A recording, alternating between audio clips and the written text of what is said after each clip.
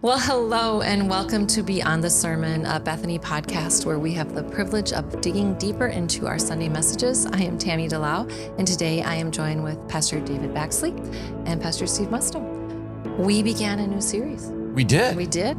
Yeah, so here we go, week 2. Mm-hmm. We've got to dive a little bit deeper, and we're still learning how to read the law. Yep. But this week what we're going to do is to begin to talk about the first set of the most famous laws in the Bible, maybe the most famous laws in human history. Okay. I'm ready to, I just want to dive in, guys. All right. You ready? Let's do it. Let's do this thing.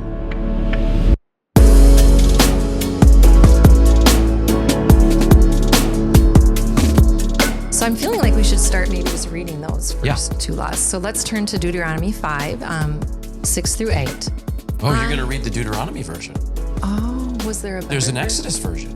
Oh, how about I read the Deuteronomy one and you read the Exodus one? We'll see. We'll see if there's difference. We will. I mean, man, now I want to read it in a different translation, but I will stay in the CSB. All right. I am the Lord your God who brought you out of the land of Egypt, out of the place of slavery. Do not have other gods beside me. Do not make an idol for yourself in the shape of anything in the heavens above or on the earth below or in the waters under the earth. Keep going. Go do verse 5. Then okay. Or verse, well, in mine it's 9, verse 5. Verse 9, okay. Do not bow in worship to them and do not serve them, because I, the Lord your God, am a jealous God, bringing the consequences of the father's iniquity on the children to the 3rd and 4th generation of those who hate me, but showing faithful love to 1,000 generations of those who love me and keep my commands. All right. I'm sorry that I grabbed the wrong verse. No, there's a reason that I did. Almost identical. Yeah, it is. Okay. Yep. It's almost identical. Just a couple word variances, but nothing that changes the text. So we're going to talk about these are the first 2 of the 10 commandments, sometimes called the Decalogue. Deca means 10. Log is the word for logos. It's words. So in Hebrew, these are not 10 commandments. These are the 10 words. Okay. There are a lot of words within the 10 words. Yeah. Okay.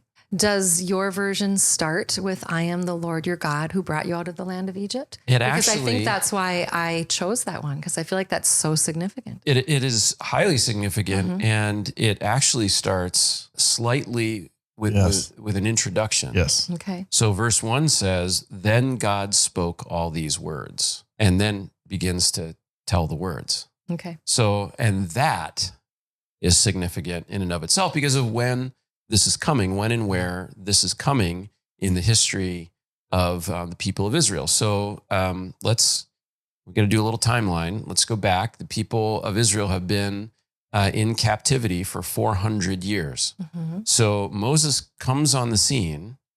He does not lay down the 10 commandments. While they're in Egypt, while they're saying, what can we do? We need to be free of captivity. What are the things we can do? God does not say, well, start obeying the 10 commandments. That's not what happens. It's after they're set free. So I feel bad when I ask these questions because I never want to play stump the pastor. Oh boy. How long were they in the wilderness? Do we know how many days, how many months before the 10 commandments were given to them? Okay. Yeah. 3 months. Oh, so, okay. Yeah. So, yes, 3 months from the time they left Egypt to the time when they receive or Moses receives the 10 commandments on Sinai. And then a little bit more time passes and there's a whole other thing that happens. But it's 3 months. 3 months. And the plagues themselves probably are less than a year from the time they start to the time they are released from captivity. So a little over a year. They are listening to Moses, following Moses without having the law that we so uphold. Right. Okay. Yeah. And so here's the point, though. They're not set free from captivity because they're obeying God. They're obeying what he wants them to do. That's not the point of the law. Mm-hmm. They are not given the law until they're safe and in a place where they can begin to focus. And that's a significant piece of this. I think that's why I am the Lord your God who brought you out of the land of Egypt. He is declaring who he is. Yeah. It's not because they follow the law. The fact that the law comes after feels huge. Right. So the 10 commandments are the foundation. They've been the foundation of a lot of society's laws, of civilization's laws, and they're the foundation of the laws of Israel. We look at the law, 613 laws, and it's overwhelming to us because we say, how in the world can you keep all of these laws? This is ridiculous. Well, not only keep them, but know them. Yeah. Yeah. That's a lot. Yeah, that's true. Now, the religious leaders seem to know them because they're good about calling you on it when they feel like you miss one. And over time, they actually added on more to the law. But that's a story for another day. But here's how we have to think about it. We have to think about the law the way we think about our laws. So like right now, Tami, how worried are you about getting a speeding ticket as you sit here? Not even thinking about it. Okay. Like David, safe. how worried are you as you sit here about how many fish you're about to catch? Yeah, not even thought about it. Yeah, because we're not in that context. But there are laws that govern both of those things. We have rules that we abide by that govern those things, but they're only in that space and in that time. So you think about it when you're driving, you think about it when you're on your boat, you don't think about it any other time. And that's kind of the idea behind a lot of these laws. So there are pieces of the law. There are priestly regulations in Leviticus that are just literally for the priests and for the priests as they are kind of facing the nation of Israel. To direct the people about some things, but some of them don't have anything to do with the people of Israel. They're just for the Levites or just for the priests. Some of them are holiness regulations that have to do with the tabernacle. So the tent. So when you're approaching the tabernacle, here's some things that you have to do and not do. They only apply in those circumstances. There's the holiness, or there's the book of the covenant, rather, in Exodus, and that's what Israel has to do to keep their oath to God. And then there's the Deuteronomic regulations, which is Moses recounting the law and kind of preaching on it and giving his kind of take on the law. So there are all these different pieces of it that only apply in certain circumstances. So it seems overwhelming to us when we read it. And that's what it's like drinking from the fire hose. And we go, what is with these people? What is with God? Why would he put all these things on the people?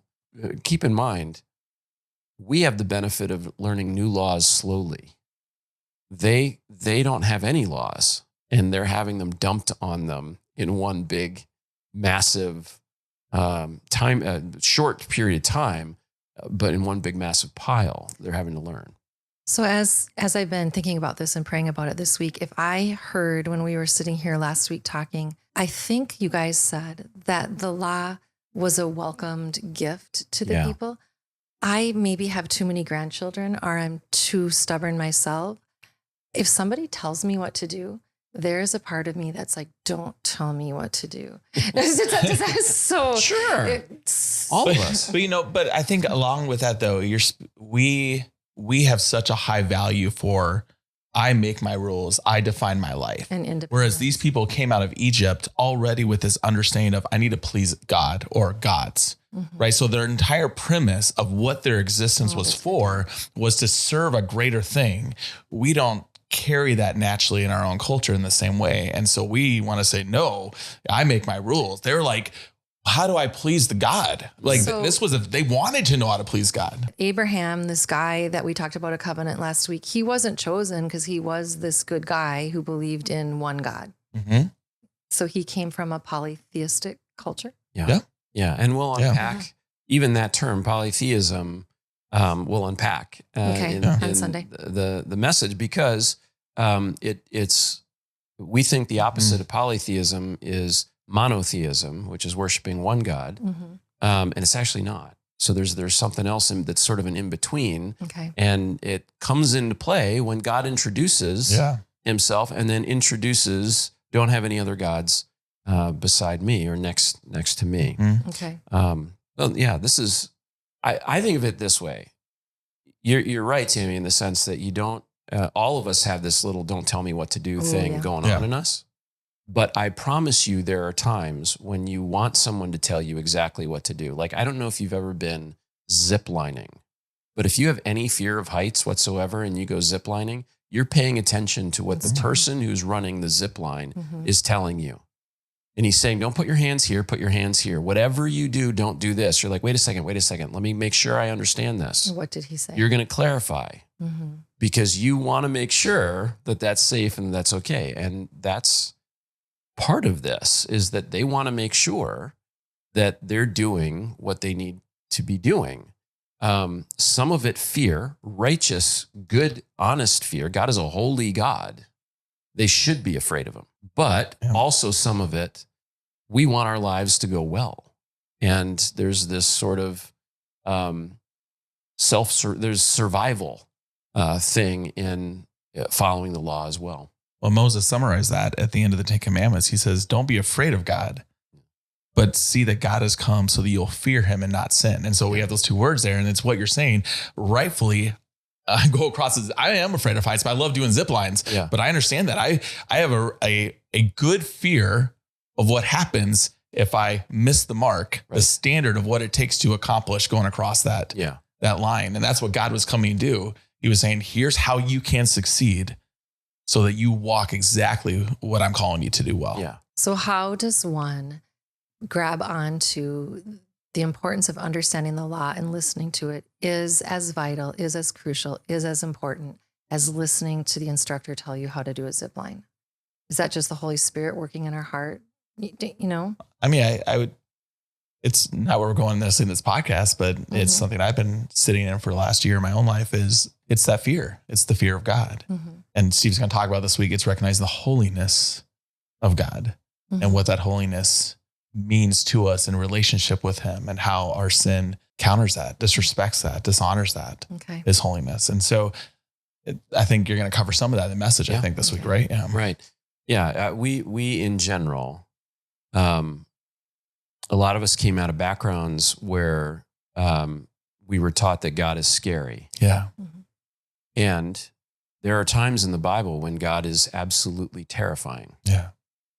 And that is true. We don't often talk about the holiness of God, at least not enough. We don't talk about how our sin doesn't just impact our lives, doesn't just drive a wedge between us and God and us and each other. Those are all true. Sin also is an affront to God. It's offensive to God. It is why Jesus feels the disconnect from his heavenly Father when the sin of the world is placed on him on the cross. Like he'd never experienced sin before in his life. And it is violent. That is part of understanding the holiness of God, is understanding that when we sin, it does great damage. You know, you're asked the reason for the rules. Like, how do I embrace these?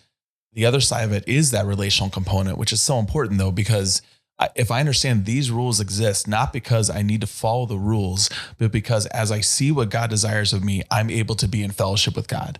I'm able to hear him. I'm able to walk with him. Like the summary is the rules don't exist for the rules. The rules exist so we can worship God. For the relationship. They make that so that I have this ability. And, you know, I was thinking about, we talked about this just a minute ago, the progression of the law throughout the books. And there's like this 40-year period, right, of the laws being revealed and coming to the people. And I think about sanctification, you know, as a term we use today, is just the idea of as I grow more in my knowledge of God, I grow more in my obedience of God, I grow in the significant and the power of worship in my time with God. I feel closer. It impacts my heart more. I understand God more. I see him better. My intimacy with him grows. So this progression of the law itself as it's coming out is allowing the people, this is still for us today, to engage relationally with God better and better, and then worship more intimately with him more and more. Like it's a beautiful path. Good. And God still walks that with us today. Yeah. In the same way. Right. So for those who didn't grow up watching, you know, Charlton Heston in the 10 Commandments, let's talk about Well, pause. how Go the watch law- it.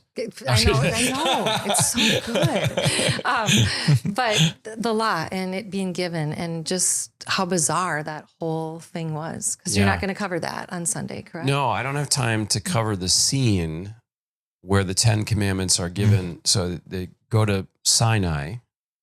Well, you really have to read it because it almost it reads like a play. Mm-hmm. And it's kind of comical. It is comical. I mean, Yes. if you have a sense of humor about it, it's comical. It's fair, Or stressful. I feel badly for Moses because he's telling the people, don't approach the mountain. Mm-hmm. And so the people are like, we're not going to go near that thing. Don't touch the mountain. Okay, we got it. You go talk to God. And then Moses goes up the mountain, and he gets up to the top of the mountain. He climbed a mountain. Mm-hmm. And God says, all right, now go tell the people not to come up here. Moses is like, I'm sorry. They're not anywhere near that. They're terrified. They're down there. They're not coming anywhere near this. I've already told them that. They're standing. There's like a perimeter around the mountain. It's okay. God says, go down and tell them anyway. Okay. So he comes back down the mountain and he tells them, and there's really not a great explanation of why all this is going on. Unless God was helping him get his 10,000 steps in. Yeah. I'm not sure what was going on. I don't think he needed it at that point. I know, it's probably over. Have the next 40 years to get those 10,000 steps in. It seems like this up and down thing is just, odd. And there are different biblical scholars have pitched different theories as why it's going on. Well, one of the pieces that if you go back and read it, it's in Exodus 19 for anybody that wants to, you see one of the things that jumps out to me is how often the descriptions of how they're seeing God show himself, the thunder, the lightning, the sounds, the visuals, the hearing the voice of God himself. Like there's this entire experience. And as I walk this narrative, God's just showing more of his power in this back and forth, because they see it. He comes back to it multiple times. They saw this, the cloud, the fire, then they saw more. They heard thunder and lightning. Then they saw the fire come down and they hear God's voice, which is why I think in Exodus we have the start of, then God spoke these words. Yeah. Because it's significant that they are hearing God and they haven't heard God like this before. Right. This is the full reveal of God's power and greatness in a way that they had never. So it almost is a play. The same reason we might watch one is we're seeing something unfold that's slowly revealing this big picture that has this climactic ending, right, in a play. And we see this climactic ending and wow, this is God. Wow, this is a big deal. Wow, this is wow. And then God speaks. And then you can you almost take it more seriously. And let's remember, the Egyptians are the ones who saw the wonders of God in the plagues. The Israelites were spared. The places where they lived didn't have the plagues. Or not all of them. So they didn't hear. So they would hear about the plagues and what was happening, and they probably witnessed some of it, but they didn't experience it the way the people of Egypt experienced it, who were just by the end of the plagues completely wrung out. Mm-hmm. So much so that as Israel is leaving their country, all the Israelites go to the Egyptian like, hey, give me your money. And the Egyptians are like, here's jewelry, here's money, just go. Yeah. They're completely exhausted. And the Israelites are not. So they have not witnessed the lightning and the thunder and the whole thing in the same way that the Egyptians have. And it was almost in this like, cool, look what my dad can do these cool things versus, whoa, my dad's a powerful figure, and now he's talking to me that way. Right. Like it's a shift, and for God to say, now let me show you who I am. And there's even more going on behind the scenes, because this is God introducing himself. Yeah. And so we'll talk about that in detail in the message as well. So the first two laws are specifically what we're talking about. And those laws, and again, I don't want to take away from your sermon, but they're specifically talking about a relationship with God. Yes. Okay. So in Jewish tradition, the Hebrew Bible and the Hebrew tradition would be to say that I am Yahweh your God who brought you out of the land of Egypt, out of the place of slavery, is the beginning of the first commandment. In Christian tradition, we make that a statement, and the first commandment begins, do not have any other gods beside me. That's the start of the command. For Jewish people, they would put those two together because they can't be separated from each other. If you have Jewish friends, that they would see the Ten Commandments when we talk about like, well, we've got to get the Ten Commandments posted in which one are we talking about? Are we? There are variances. Are we talking about the one that is going to appeal to Jews? Or are we talking about the one that's going to appeal to only Bible believing Christians? So even that, has a little bit of controversy to it. Yeah. Yeah, and I think our Jewish brothers and sisters probably read it more correctly than we do, because I think it's important that it's connected. Otherwise, it's just rules, and you don't see the relationship. Yeah, at least it gives some context for what it is, because you're right. It becomes do this, don't do this. Well, even more reason. Why should you take me seriously? Because look what I just did. You were slaves in Egypt. I did these miraculous things, and I have rescued you, and now I've made you my people. So now, as I have rescued you, here's what it means to be. So, because God does this throughout the law. He's coming back as he reveals things. He keeps saying, because I'm the God that did this thing. Yeah. I'm the God that rescued you. I'm the God that saved you. So they didn't have to follow the laws to experience his rescue. You said that earlier, but yet he appeals to his rescue as a potential heart, or saying, I did this. This is the God of who I am. You've seen me do these great things. You should be able to trust my love and my value for you. Therefore, see what this is as not just rules, but a gift for you, the people I rescued. Is there a little bit of, and because God is a better parent than I am, in hearing that first part of it, there are times we have to look at our children and we have to say, because I said so, because I'm your mom and this needs to happen, or because I'm your dad.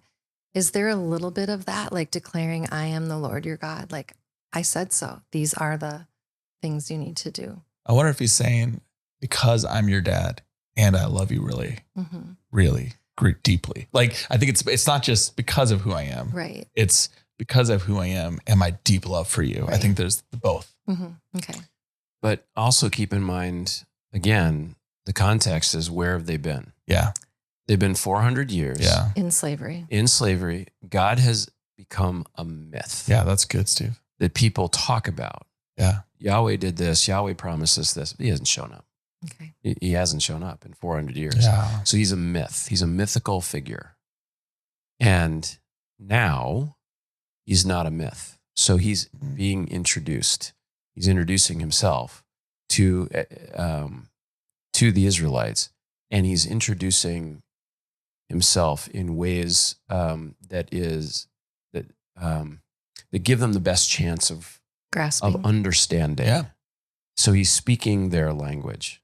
So we saw one of your grandkids in the hallway a little while ago. Yes. He's 3, and he's 3. He'll be 3 at the end of this year. Yeah. So sweet.